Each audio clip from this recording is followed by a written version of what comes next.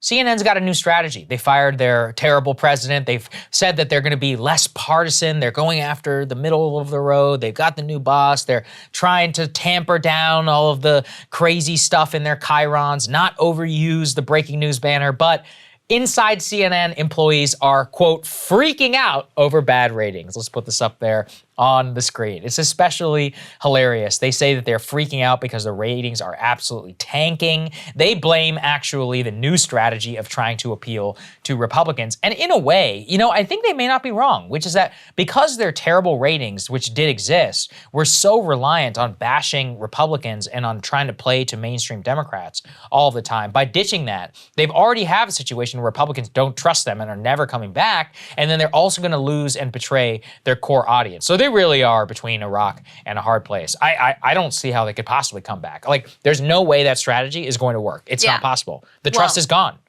This is what I've said from the beginning, is I have seen how this played out before at MSNBC. They had the same idea of, we're going to bring in the NBC News people. It's going to be neutral journalism, which, again, I don't have an issue with partisan or ideological journalism. I have an issue with dishonesty and lying and carrying water for the powerful.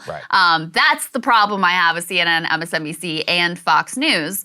And one of the sources who I guess talked to New York Post said, in terms of their concerns over the strategy, the problem is we're not a neutral country. The ratings are getting worse because they are taking out all the bells and whistles.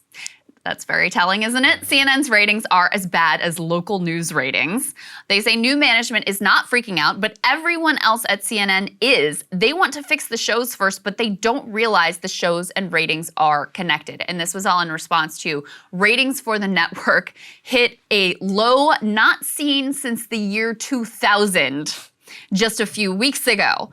So yeah, that's what's gonna happen. The ratings are gonna tank because they're not giving this feeding the infotainment beast in the way that they were.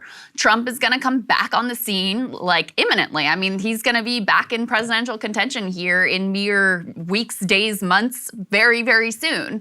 And the people who lean the most into the previous model are the ones who, once again, are gonna get the highest ratings, and they're gonna look at the writing and the numbers on the wall, and that's the direction they're gonna go in. I think you're right. I think there's inevitable that they cave, that they go in this direction. Just the current strategy is not going to work.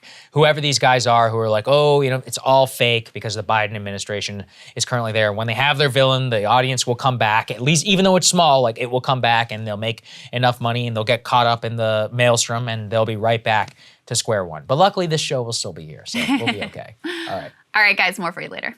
Cable news is ripping us apart, dividing the country, making it impossible to function as a society, and making it impossible to know just what is true and what is false.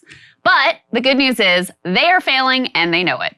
That is why we're building something new, a new mainstream, a healthier one, something more trustworthy, something that we are going to need in one of the most pivotal times in American history. We are building up here for the midterms, for the upcoming presidential election, but we need your help. So if you can help us out by becoming a premium member today at breakingpoints.com, we're trying to change America for the better and the entire world. So what are you waiting for, guys? Go to breakingpoints.com and sign up and help us build a new mainstream.